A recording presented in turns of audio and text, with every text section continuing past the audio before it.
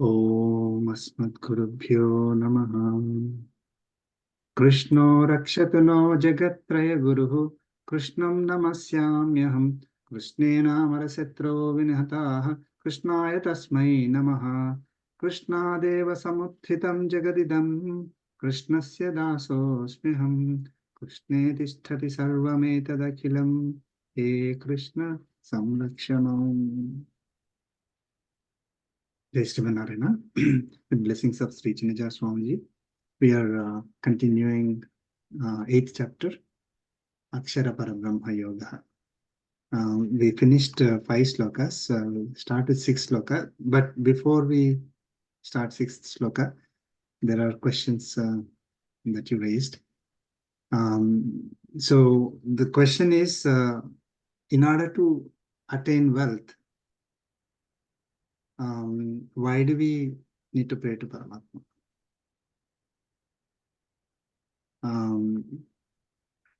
If one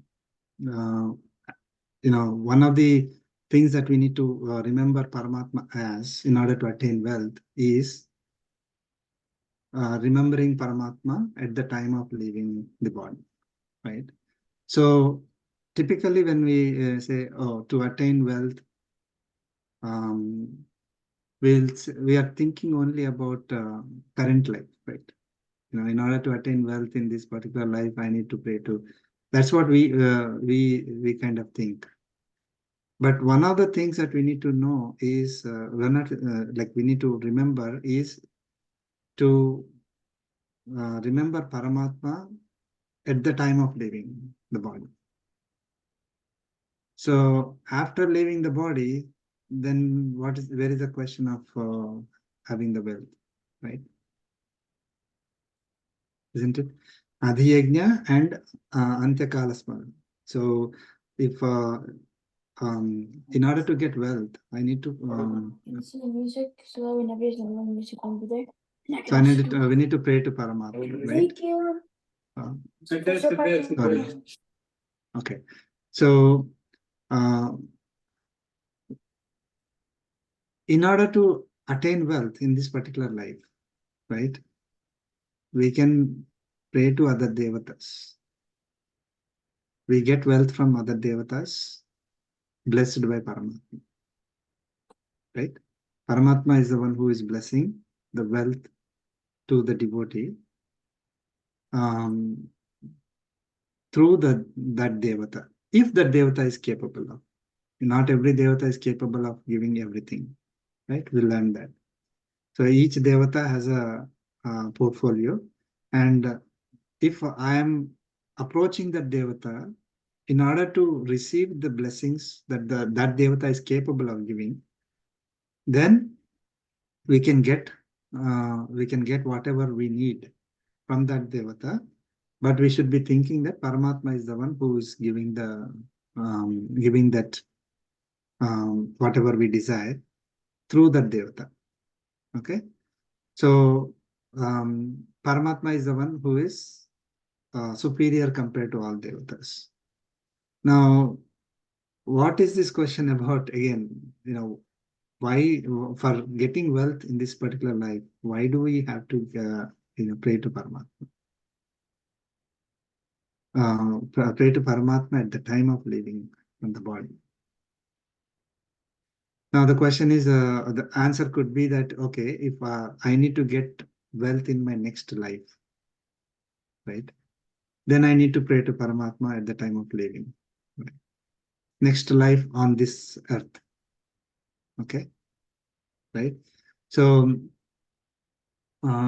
typically, if we are experiencing good wealth in this particular life, right, it is also associated with less karmic bondage. Karmic bondage that would have otherwise given us financial difficulties. So we are carrying less karmic bondage. Now, is it because I was praying to Paramatma at the time of leaving the body, or is it because I had less karmic bondage? That question comes up. Now, praying to Paramatma at the time of leaving the body, one may say, oh, maybe that reduced my karmic bondage. That's why That's why I don't have financial troubles. But if that is the case, then why, only at the time of leaving the body? Like if I don't remember Paramatma at the time of leaving the body, then I would not be blessed with that wealth, right? So the question comes, like, throughout the life, if let us say, I'm reducing my karmic bondage by performing karma yoga. Now, just because I didn't pray to Paramatma at the time of leaving the body, then would I not have more karmic bondage, and then I would have financial troubles? Should not be, right? Because I'm reducing karmic bondage throughout the journey. So what is it that at the time of leaving body, I need to pray to, I need to remember, I need to pray to Paramatma in order to seek wealth?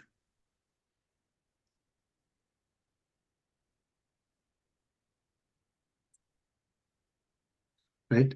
So think about it. We will come to that in the next slokas. Right? So it is important to remember Paramatma even for the sake of getting wealth. Okay? But what is that wealth we are talking about? We will see. Okay?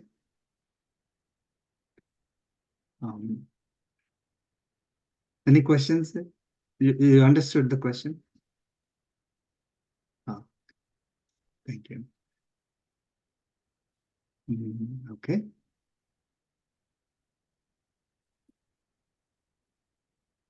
Okay. We'll start with the 6th sloka.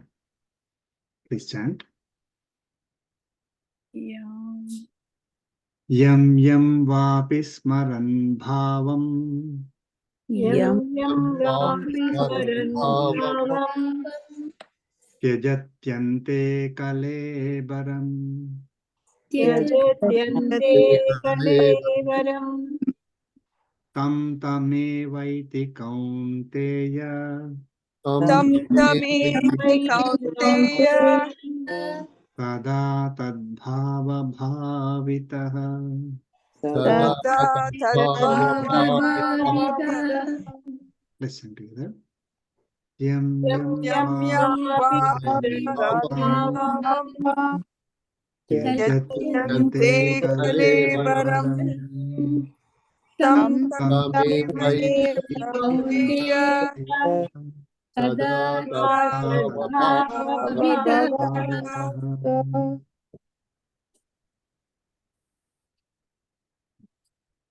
So,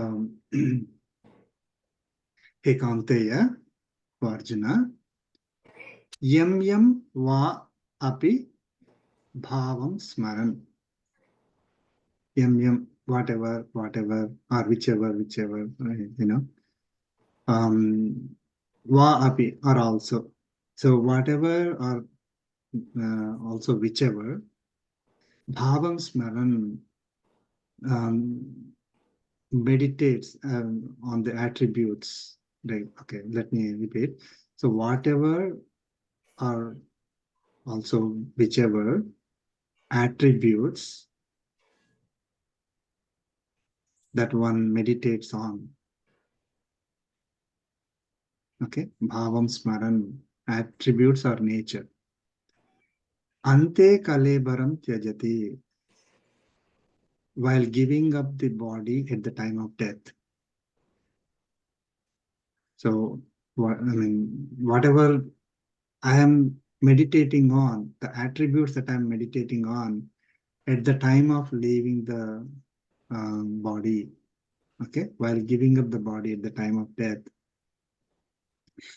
saha tam tam eva eti, tam tam eva eti, means one attains those attributes only, tam tam attributes only.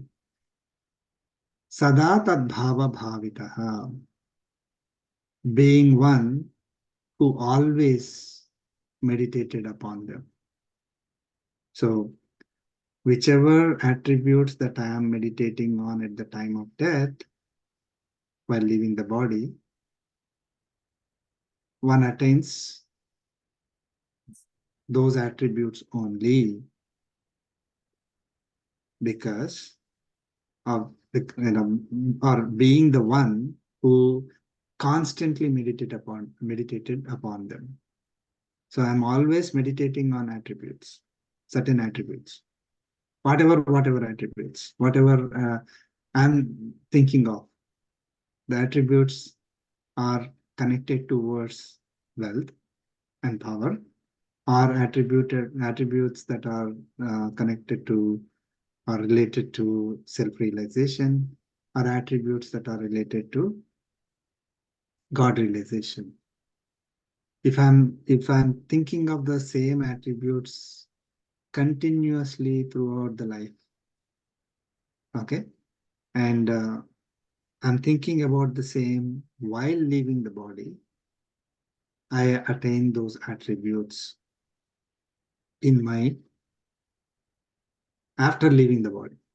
In my, basically the whatever life I'm going to get after after this, after leaving this body, I'm going to have those attributes.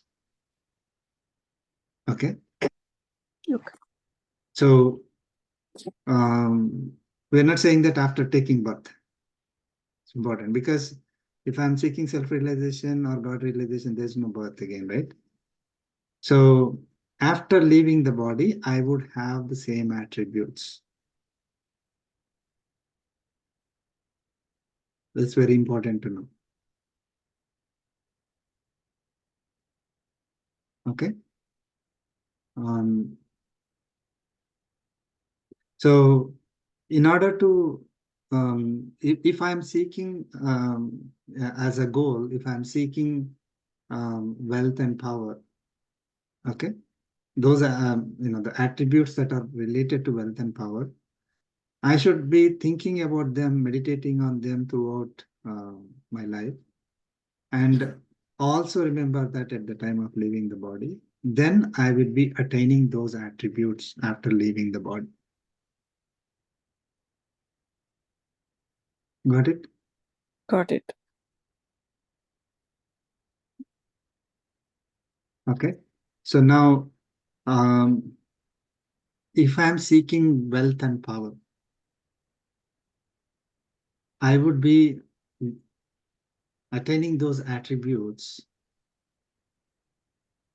after leaving the body, that I can enjoy continuously for a long time. This is where the difference is. It is not that they are they will take another birth and then in that birth they are having a lot of wealth. It's not that they will not have the wealth. We're not saying that, but it is not about having materialistic wealth again when they take birth. We are talking about after leaving the body, that one would attain those attributes and they would be able to experience them for a long time. Like if it is wealth or power, they would experience those, and because it is not the end state, right? End state is only either self-realization or God realization. So they would be able to experience the wealth and then they have to come back and take birth again. Now, when they take the birth again, they would be governed by whatever other principles are there, right? The kind of birth that they would get is dependent on the gunas that they were having at that time of leaving the body. And then whatever experiences they are going to get is dependent on the karmic bondage and the vasanas they are carrying. All that we learned earlier. So they would be more likely than not, they would be more inclined towards Paramatma only. So it's not that they will go down, right? Because they're always meditating on Paramatma. But unfortunately, instead of meditating on Paramatma as a end goal. They're meditating on Paramatma with wealth or power in mind. So they will, if they are able to remember Paramatma, those attributes at the time of leaving the body, then they would experience those attributes, and then they have to come back and take birth again.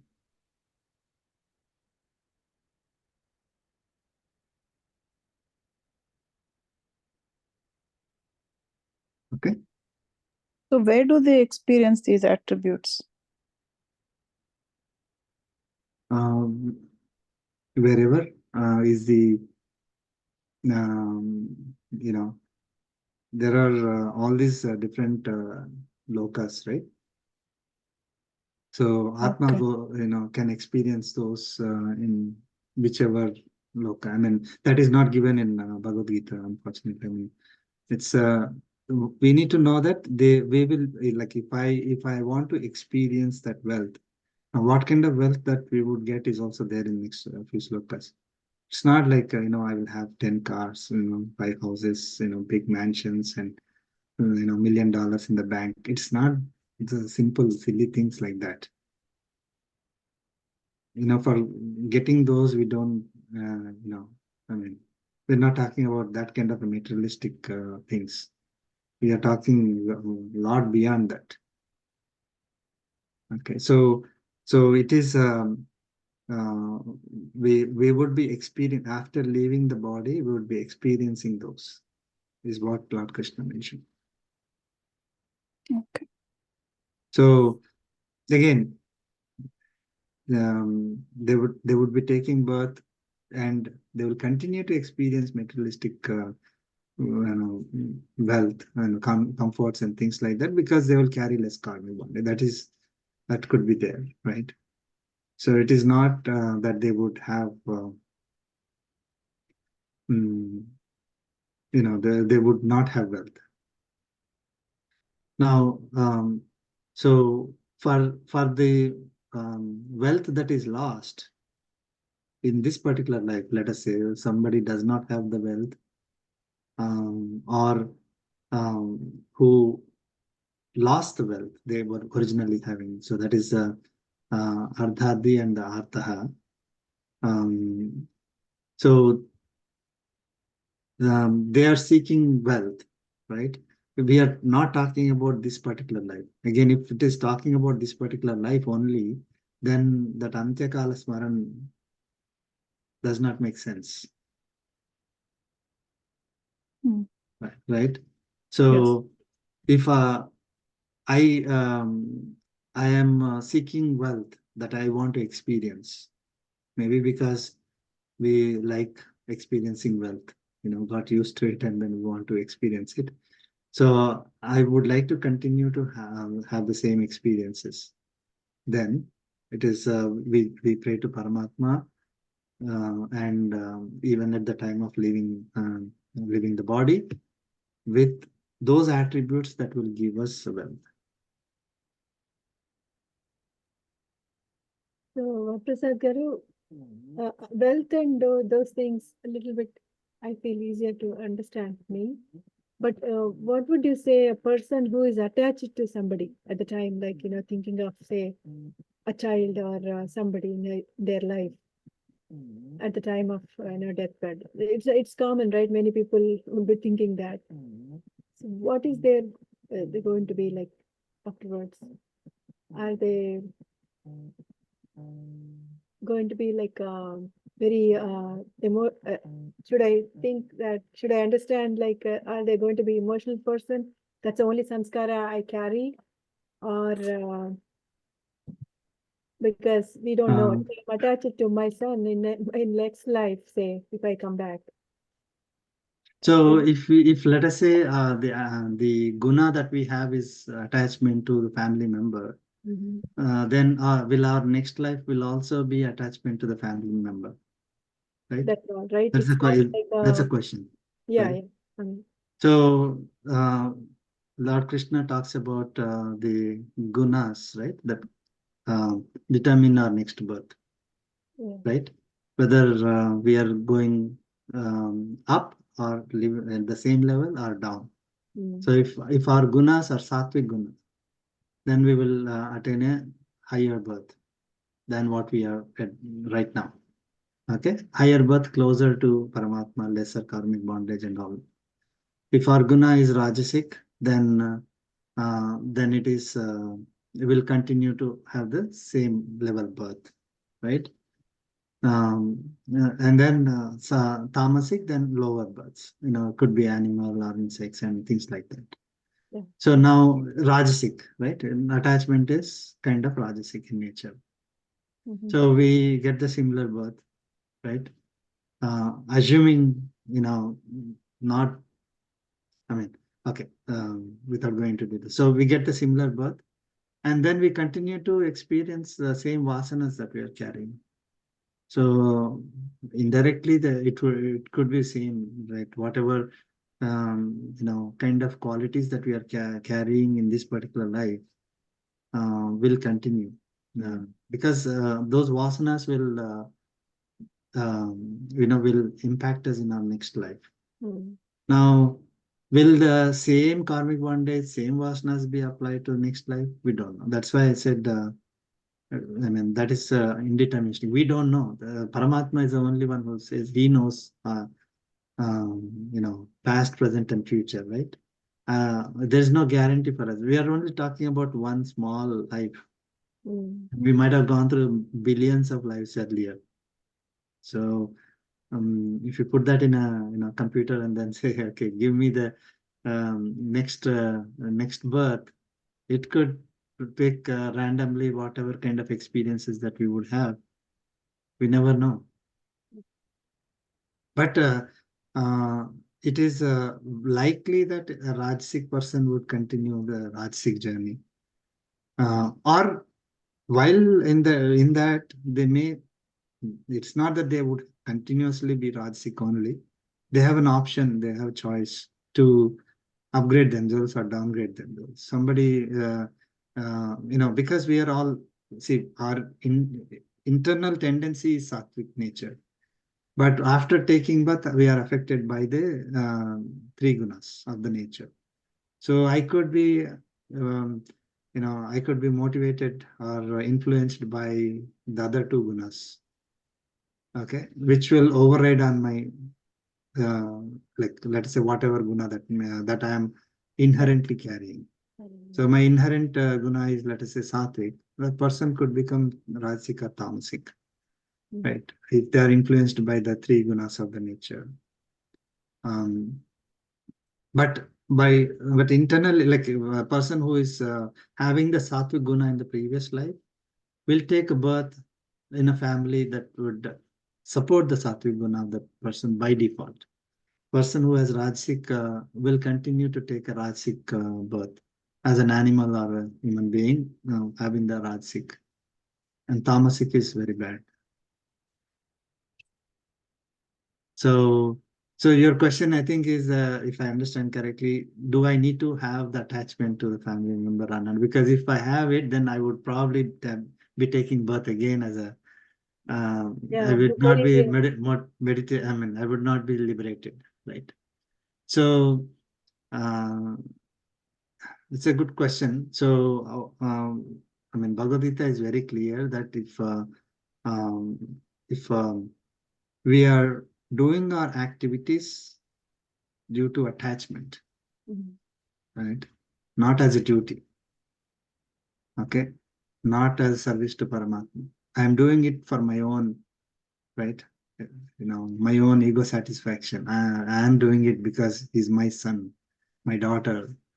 Then it is acquiring karmic bondage. We'll never be liberated with that.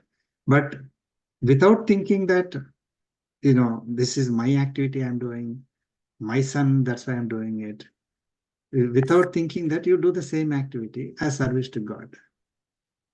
So it's not that you're, relinquishing the children or other family members. It is the same activity. I mean, we are still loving them. We are still taking care of them, but not with the intention that I am doing it for myself, right?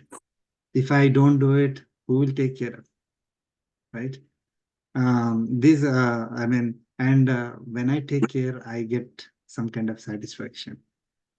If this is the thinking, then it's a attachment, and it will not be giving us liberation. And Paramatma very clearly says that, again, it will come in the next slokas, that if we are doing any activity that is prescribed to us as service to God, then we will be liberated. So people can have, all kinds of, family responsibilities, and then do everything that they want to do. But only thing is, we should be thinking of Paramatma while doing those activities. And not like, oh, this is my son, my daughter, I have to do it.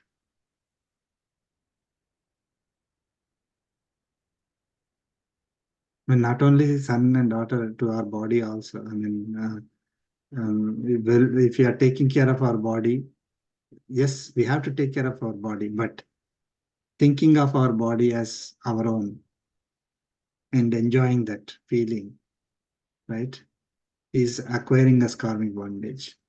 Thinking of this body as Paramatma's own, and I am taking care of the body that you gave to me. Then do the same activity, but will not get karmic bondage.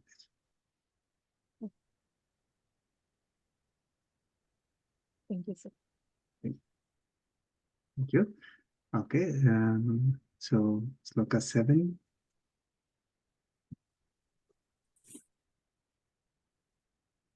Please chant. Tasmat sarveshu lokeshu Tasmat sarveshu kaleshu mamanusmarayudhya cha Mamanusmarayudhya cha mayyarpita mano buddhihi Mayyarpitamano buddhi mame vaishyasya samsayam. Mame vaishyasya samsayam Let's chant together. Tasmat Tasmat sarveshu sarveshu kaleshu manusmarayudhya cha Maya mayyarpitamano buddhi Mame mame vaishyasya samsayam. Lord Krishna is continuing. Tasmat, therefore, okay. Sarveshu kaleshu mamanusmara. In all times, constantly remember or meditate on me. Okay. And yudhyacha, and fight. So he's referring to Arjuna here, right? So Arjuna at that time, his duty is fighting. Okay. He's not saying that everybody should, while remembering at all times start fighting. No. Because he's addressing Arjuna, and Arjuna's duty is fight at that time. Fight against the injustice, fight against adharma. And because Arjuna is a Kshatriya who is assigned that role of fighting against injustice, protecting people, from harm and everything. So Lord Krishna is saying, constantly remember me, meditate on me, and do your duty. In case of Arjuna, it is fight at that time. Okay. Mayyarpita mano buddhihi. Being one who has mind and intellect fixed on me. Mayi arpita manaha buddhi. Manaha is mind, buddhi is intellect. Being the one who has the mind and intellect, arpita mai, fixed on me, or dedicated to me, or devoted to me, right? Surrendering to me. So being one who has our mind and intellect focused, fixed, dedicated on Paramatma, do it, he's saying that, yudhyacha, fight, or do your duty. Then what happens? Mam eva eshyasi, you will attain me alone. Asamsayam, without any doubt.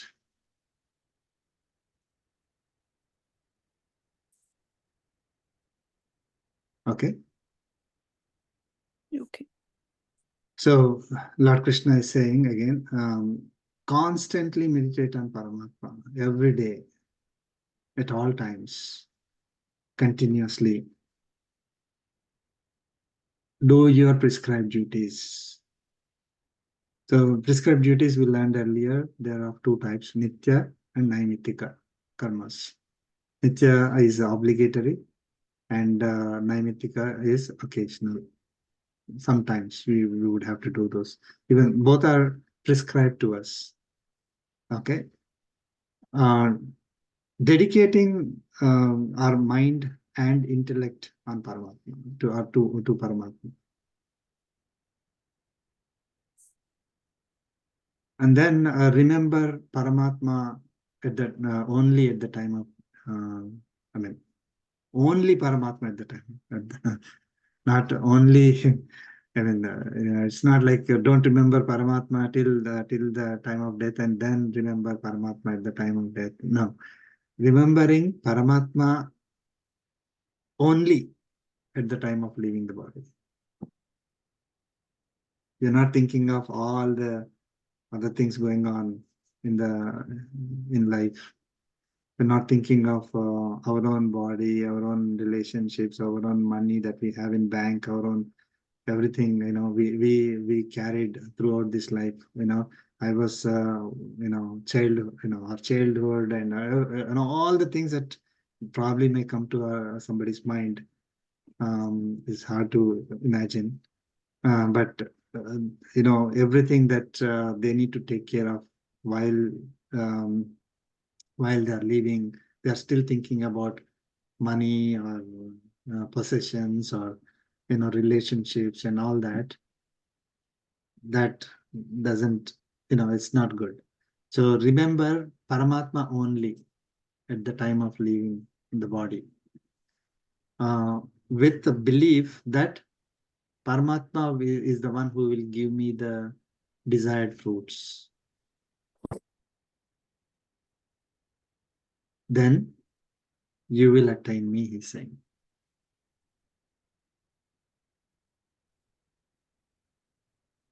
Okay. And there is no doubt. So we should not have any doubt. Now, it is difficult to say whether somebody would only remember Paramatma at the time of leaving. That is questionable. But if somebody is able to do that, then they will attain a same state as Paramatma. Okay. Now, Paramatma has several attributes. They will attain the attributes of Paramatma. Let us go further. We will not think, don't have to think that, okay, now we are attaining moksha, right? So we are Antyakala Smaran, we are discussing, right? Therefore, at all times, you remember, if you remember Paramatma at all times during the life, then we will be able to remember at the time of leaving the body. If we don't remember Paramatma throughout the life, then it is difficult to remember at the time of leaving the body. That's the essence here. So one should not be thinking that, oh, Paramatma said, oh, remember me at the time of leaving the body, so I don't have to worry now, right? That does not work. That's what Lord Krishna is saying. We have to remember throughout the life.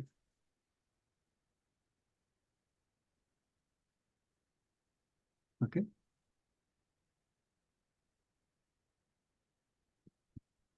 Any questions on it?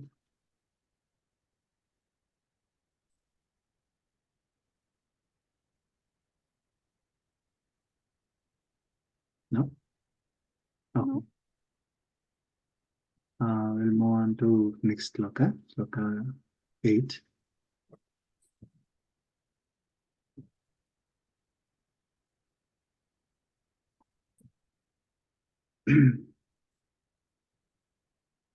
अभ्यासयोगयुक्तेन अभ्यासयोगयुक्तेन चेतसा नान्यगामिना Etasa चेतसा नान्यगामिना नाम्यगामिना परमं पुरुषं दिव्यं परमं पुरुषं दिव्यं दिव्यम् याति पार्थानुचिन्तयन् याति पार्थानुचिन्तयन् Let's chant together.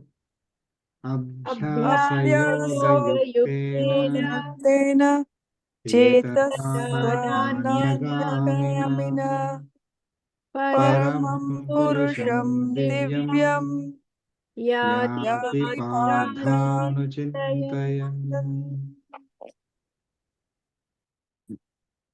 So, Lord Krishna is saying, Hey Partha, Arjuna, Abhyasa Yoga Yuktena, with practice and meditation, yogic meditation.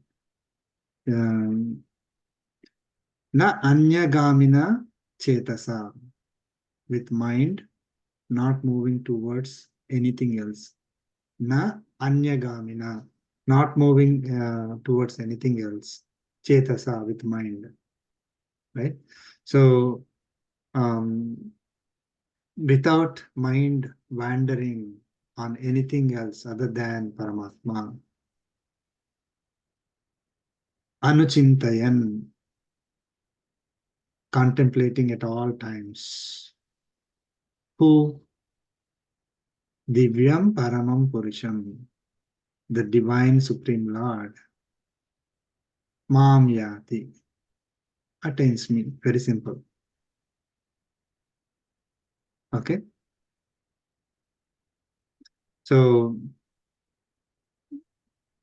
with practice and yoga meditation. Now, what does that mean? Abhyasa. Abhyasa yoga yuktena. He used two words there.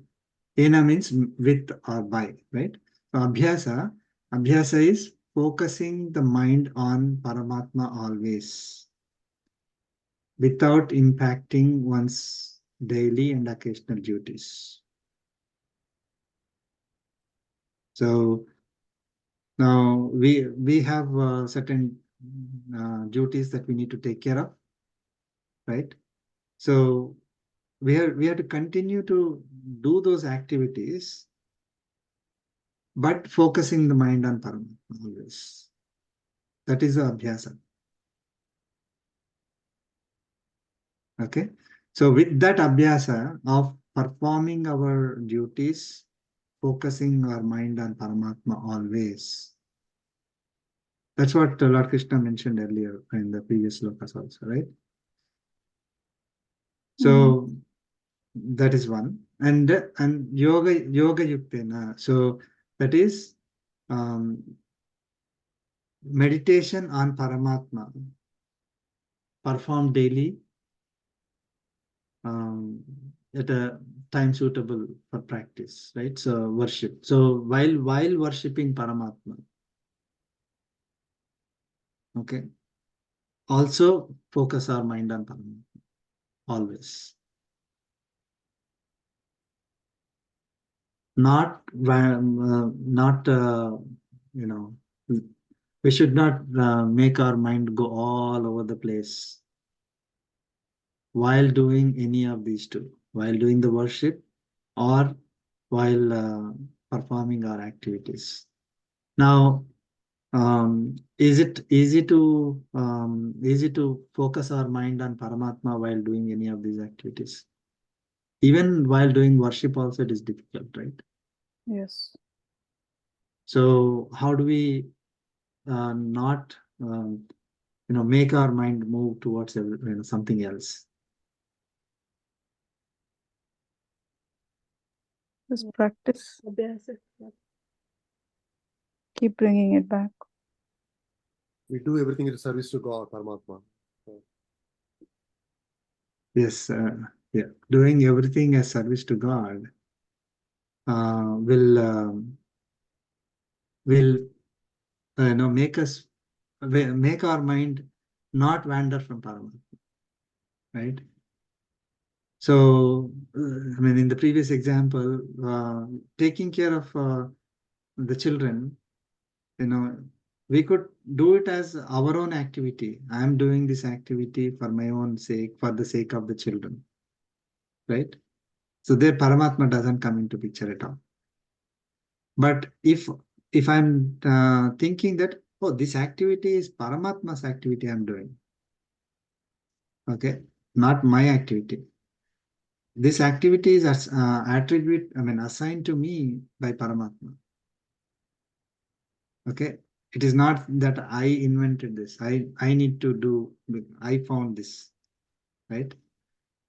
The activity is Paramatma's activity. I am doing that activity as service to Paramatma. If let us say we are taking care of the children, it is Paramatma who is who is doing the activity through me that he wants to do. He is the one who is giving me the energy. So when we are thinking all this, right, then even though we are performing the activity, we are not shifting our mind from Paramatma.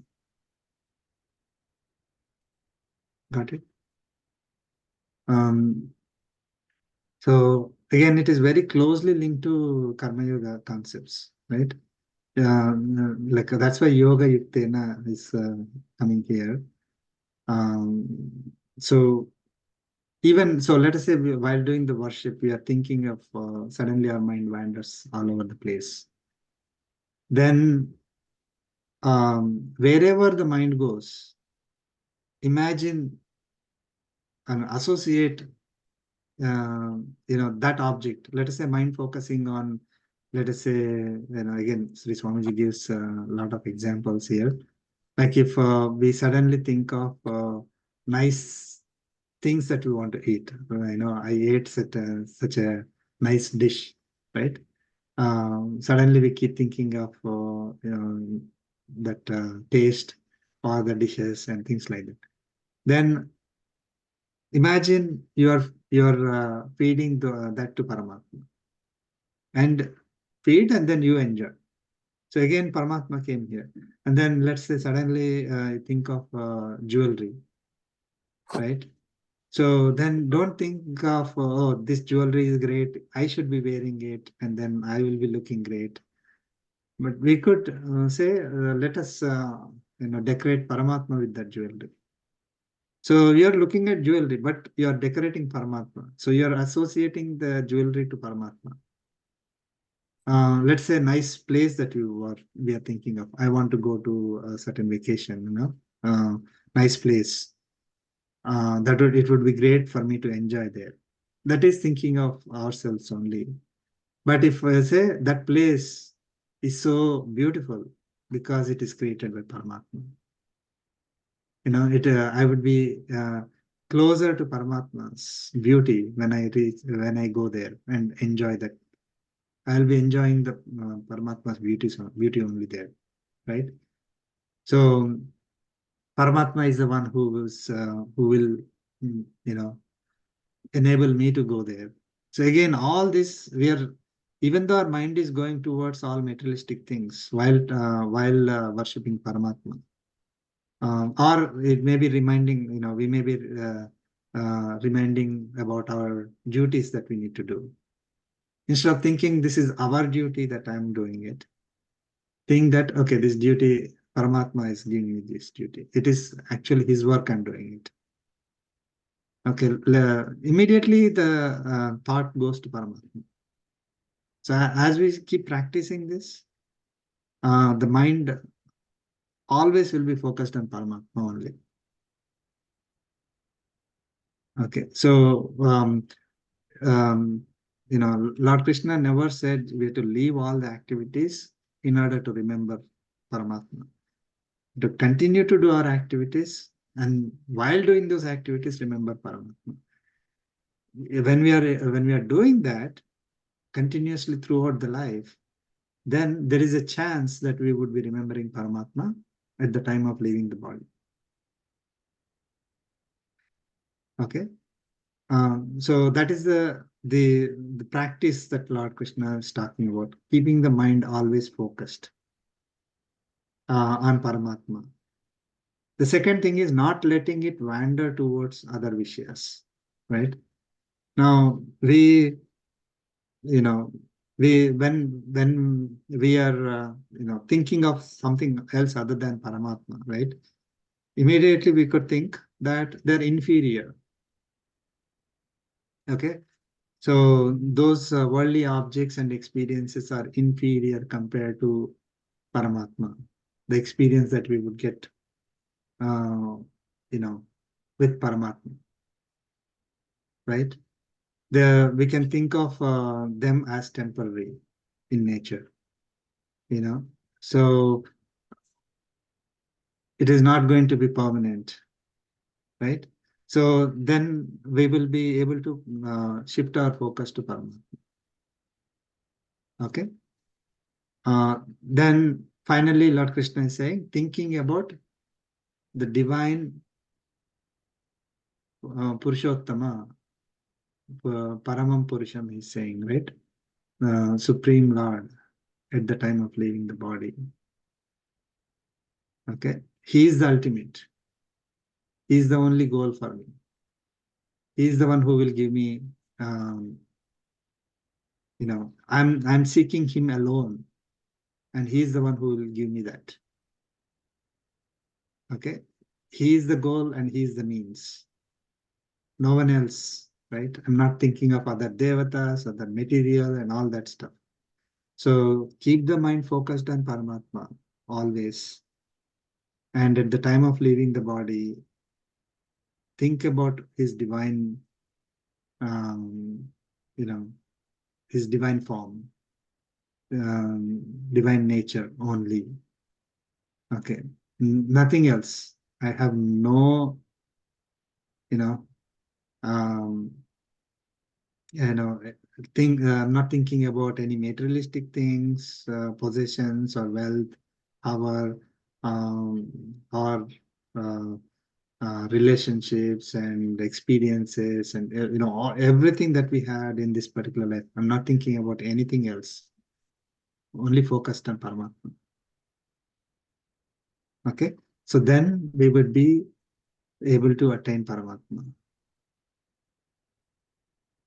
So this is one who is seeking God seeker, or Gnani, has to do this. This particular sloka is applicable to one who wants to attain Paramatma, attain a state equivalent to Paramatma. Not like merging into Paramatma, but attaining a state equivalent to Paramatma to serve him alone. Okay, we're not thinking of Atma, we are not thinking of wealth, power, nothing else, right?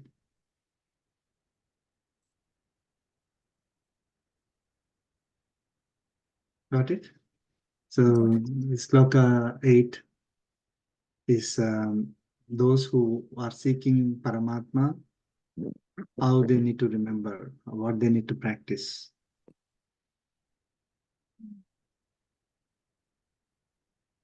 Okay. So, So what if there is you're in remembrance of Paramatma, and then you're ready to leave the body, but also in that janma you have a deepest desire.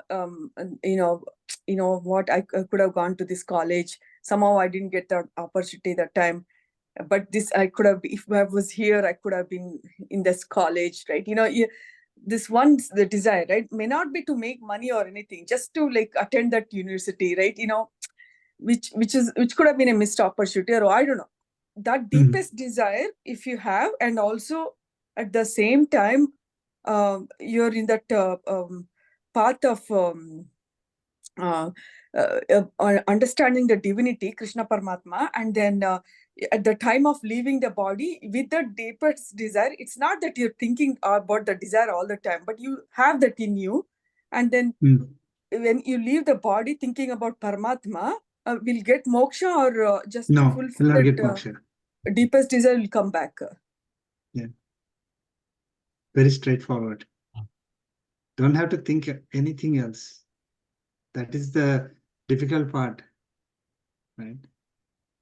So the fact that we are remembering that 30 years back I should have gone to this college or this job, if I should have I should have applied this job, I would have become CEO, or I probably should have done this or that. I should have taken care of my son or daughter, or all these things, right?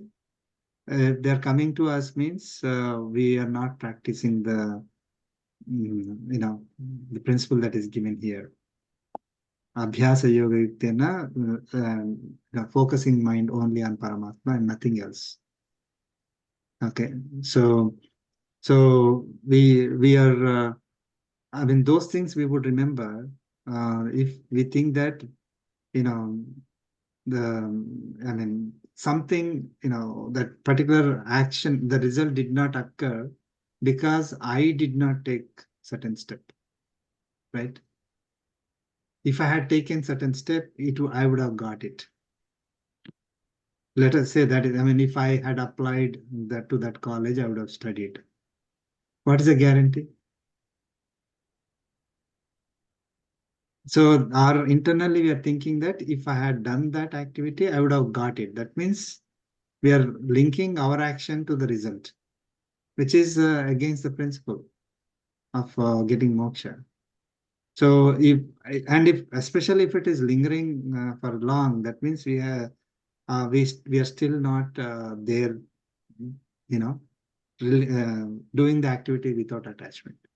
So let us say, I could not, maybe I did not know how to apply, or whatever may be the reason, I didn't do that activity, right? So when the result is, I did not get into that college or a job or whatever,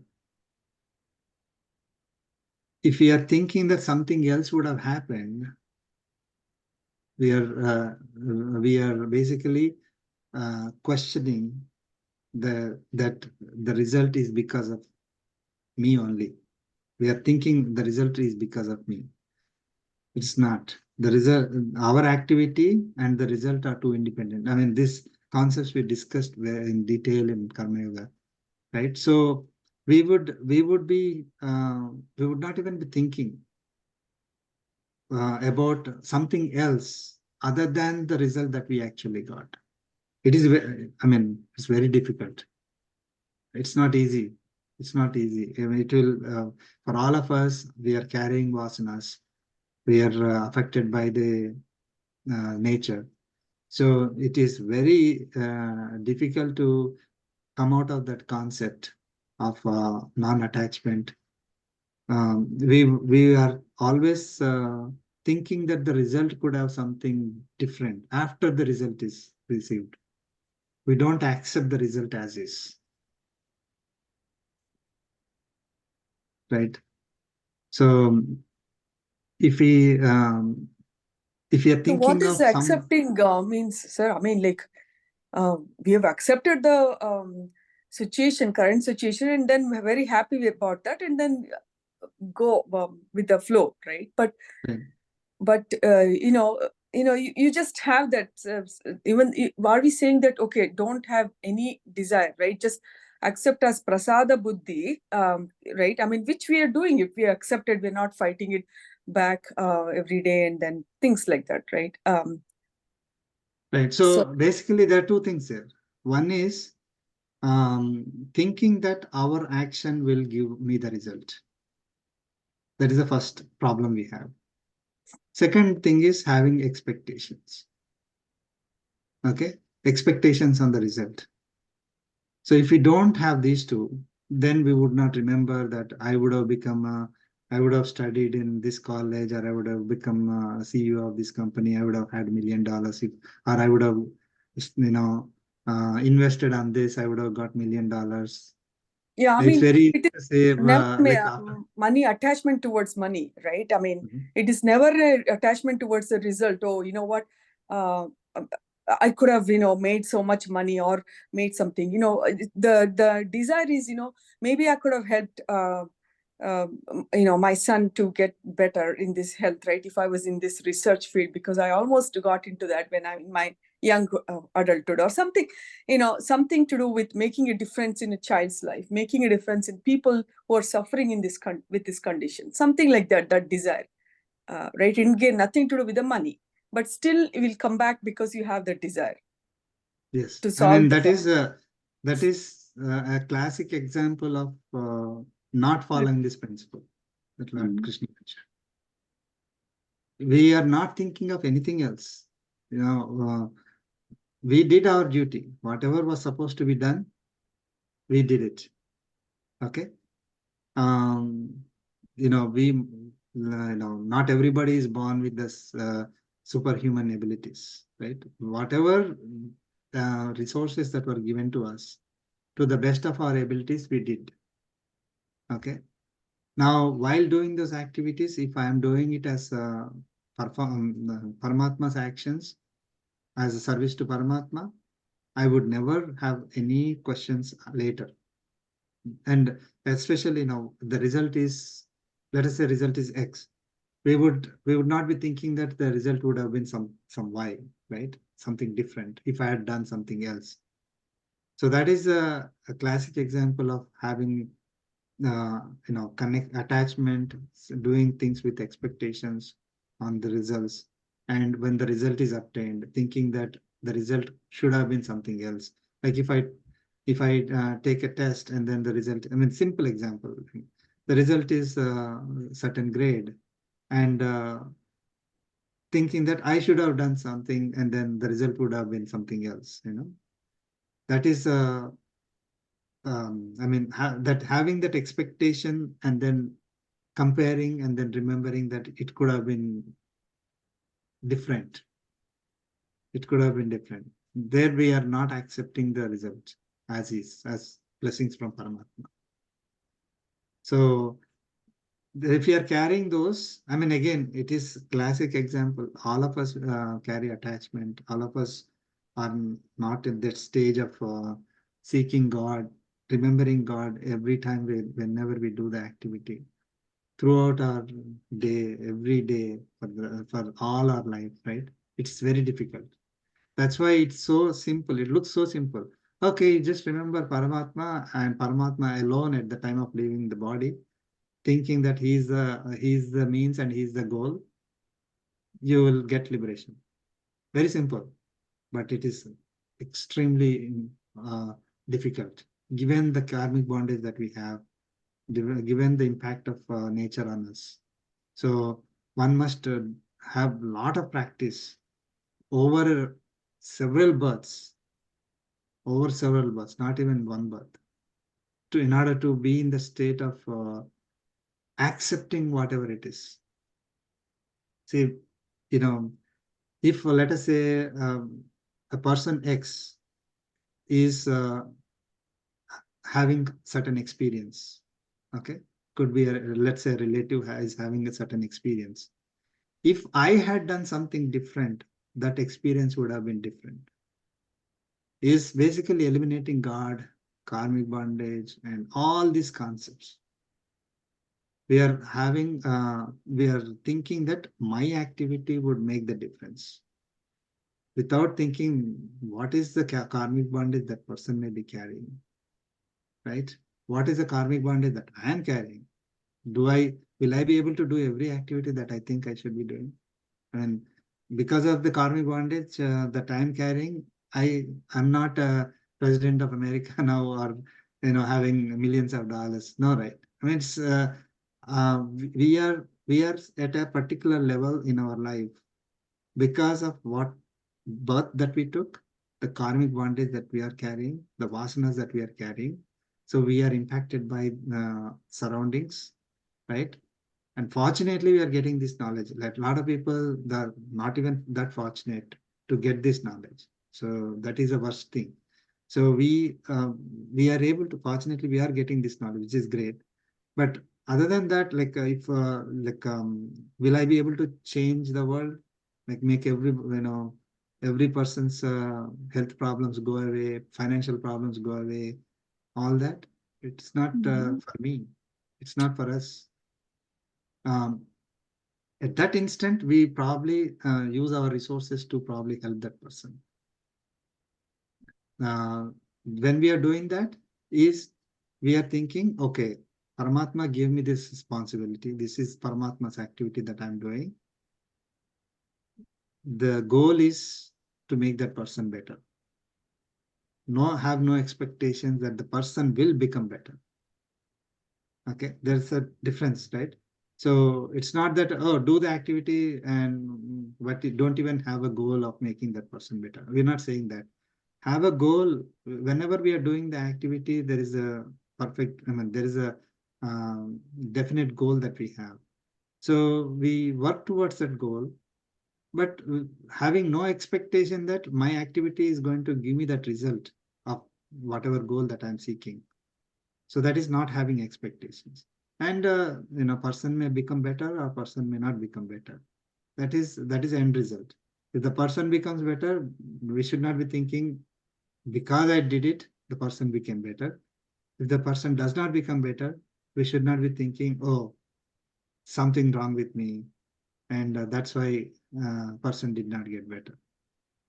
It is not something wrong with us, because we are carrying karmic bondage. That person is also carrying karmic bondage, and there are we are all impacted by the nature. We don't have unlimited resources and things like that. So there will be some result. Accept the result and move on. It is very easy to say, like it's definitely difficult for everyone. But when we move on, associating the activity and the result to Paramatma, our mind focus is not on the activity, not on the result, but it is only on Paramatma. At the end of the day, we only remember Paramatma, nothing else. So even all the volunteering service that we are doing, donations that we are doing, or helping a lot of people, everything is a blur. Only thing that we would remember is Paramatma. I did Paramatma's activity. I did in the sense, I was an instrument in doing Paramatma's activity. That's all. And the result, whatever happened, whether the people became better or didn't become better, somebody cheated, did not cheat, and all these things are all immaterial. This was Paramatma's activity. I did it as a thinking that I'm an instrument in Paramatma's hands, and we got some result. That result is no matter what the result is, accept the result and move on. At the end of the day, I mean, especially when we are thinking of a person leaving the body, right? It really wouldn't matter what happened throughout the life in that, right? Nothing is going to carry. Is anybody going to carry anything? They're not going to carry the relationships, money, possessions, experiences. They don't carry anything at all. Unfortunately, it's again, when applying to myself also, it's very difficult. We kind of think that this is permanent. That is the major delusion that we have. So we would be thinking of all those things that has happened in the past. That takes a lot of time away from our mind is focused on those and not on Paramatma. So if we are able to perform an activity as Karma Yoga, our mind is focused on Paramatma only. It will not be shifted away from Paramatma. So that is one is karma yoga, and other one is like bhakti yoga. You're actually worshipping Paramatma, doing all the activities as a worship to God.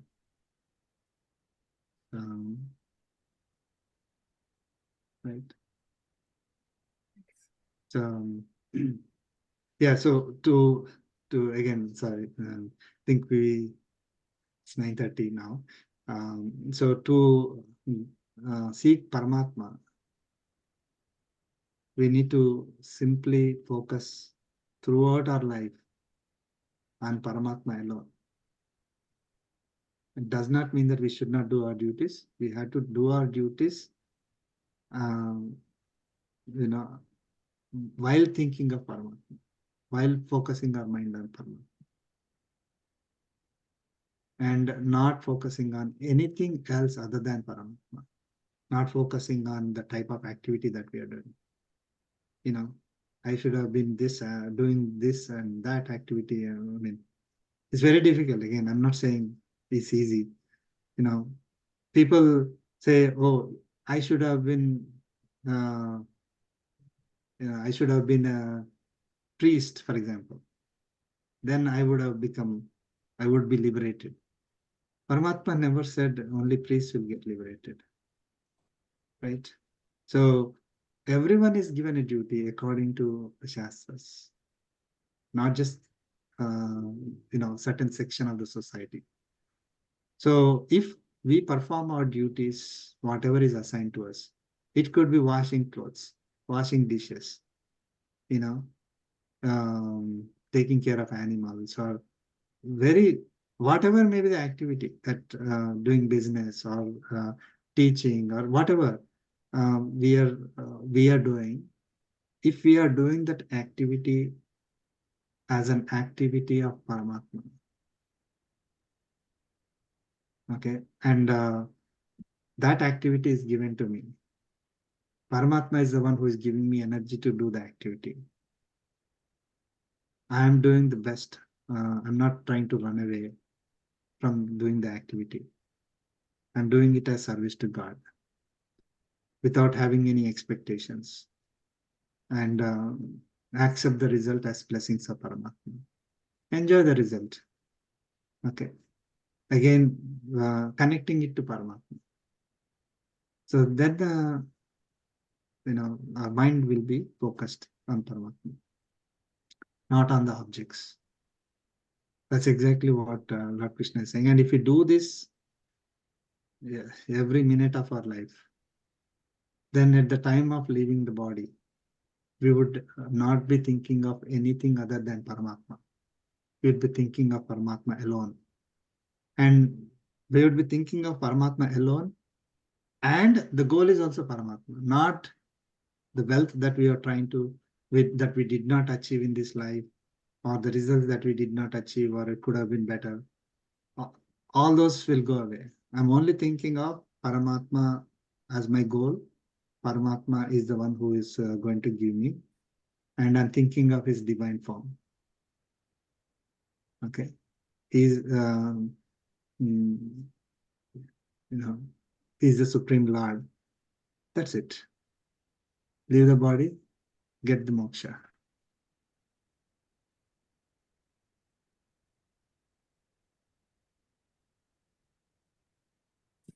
Okay. But Prasad Garu, I have one question, but you can explain next class, sir, because we're running Sure, out sure. of time. All that you have explained, or Paramatma has explained in all these slokas, right? Is a perfect man who concentrating on him, doing good things and all that. I think somewhere he also explains about free will, right? So do I have a free will? Even though I'm a perfect man, according to all these things, say man or woman, um, I'm exactly following all these things, but my goal is not, moksha. Mhm. Do I have free will to, okay, I'll say I love what I'm doing in this janma. Can I pray for that and come back? I know it's all God. Again, ultimate thing is whether he bless me what I want or not. That's I understand. But moksham is not my goal at all. Okay. If you are moksham, that's very good. But what I love, because I know people who think like that way also. You can answer next time, sir, if you want to. So moksha is not the goal. And what is the goal? Like, whatever I'm doing, like, it's not like I'm enjoying the materialistic world. I may be doing a noble, whatever the thing in this life, and I love and I come back. And I'm following whatever is read in the scriptures. Do I have a free will to, Bhagavan, Okay. I can pray, hey, like, Swami, Malli నాకు ఈ జన్మ ఇలాంటిది ఉంటే ఇవ్వు మళ్ళీ నేను, I will, maybe I'll be serving you, the Paramatma. So a couple of things there, like if we are really knowledgeable, we won't be asking for another life. That's the first thing. So you're saying that that person is looking for, he does not want moksha, he wants another life, right? Another life equally or better comfortable, right? Right? So yeah, they can ask, they can, and they will definitely not get the moksha, that is guaranteed. But when they actually take birth again, there's no guarantee that the experiences will be same. Yes, that's Right. risk So, also. Yes. as long as we know that a person who has, like, let's say Elon Musk, $200 billion, Jeff Bezos, $200 billion. Now, if they enjoy the 200, no matter what they do, they will not be able to spend the $200 billion, right?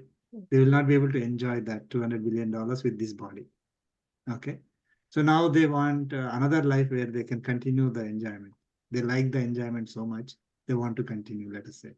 No, that Just is a giving the different, example. that is like, I'm sorry to interrupt you. Suppose I don't have that kind of thing. Like, I want to enjoy my life this way, like, with the money and all that. Maybe I may be doing a good thing, good in the sense, like, whatever explained in the scriptures. I'm doing it, I'm loving it. I want to come back and do it again. I know Elon Musk is like, okay, I have this wealth again, I want to continue. That should not be, I don't think that's a good. So when we take birth again, there's no guarantee that we will be there doing won't the be any same. guarantee. All that I'm asking is, do even one has that free will to, I may be very good person now. There's no guarantee, like you said, even if, God blesses me, I may be doing a bad thing. I will be doing, very bad thing next life, depending on whatever, like, situation. Right. So that is, because we are all affected by our karmic bondage, whatever karmic bondage that is assigned to us in our next life, we would be experiencing that. And there is not even guarantee that we would take birth on this earth. There is no guarantee that when we take birth, it will be another, 10 years after we leave or 20 years after we leave. There could be a birth after, 100,000 years, right? So we don't know what kind of experiences would be there at that time. So again, thinking that, if I pray to God, will I get the same thing? Yeah, there is nothing wrong in praying to God, but we are setting an expectation. So that is a karmic bondage there itself. And then when Paramatma gives the result, it's not always matching our expectation. We have examples here itself, right? We pray to God saying, God, give me this. We may not get it. So same way, if we pray to God saying that, God, give me this kind of life, next life, we may not get it. And it is not that God is biased. It is because of our own karmic bondage and the vasanas that we are carrying. And the situations at that time, in this nature. So yeah, so one who has knowledge will not think that they should take birth as a wealthy person, have healthy person, all that, and asks that I would come back. There's no guarantee at all. at all. So it is always better to be on the other side. Like we pray to Paramatma, try to reduce karmic bondage as much as possible. Then it is guaranteed that we would be at a level higher than what we have now. Not asking for it will change. Asking for it will not change. But doing the actions with our free will change. Good. Thank you. Thank you. We concluded the concluding prayer. Kayena vacha mansendriyarva buddhyatmana va prakrite swabhavat karomi yajjat sakalam parasmai narayanayati samarpayami Srimanarayanayati samarpayami sarvam Sri Krishna arpanamastu Om Asmadgurubhyo Namaha. Jai Srimanarayana. Thank you. Jai Srimanarayana. Thank you everyone. Thank you. Jai Srimanarayana.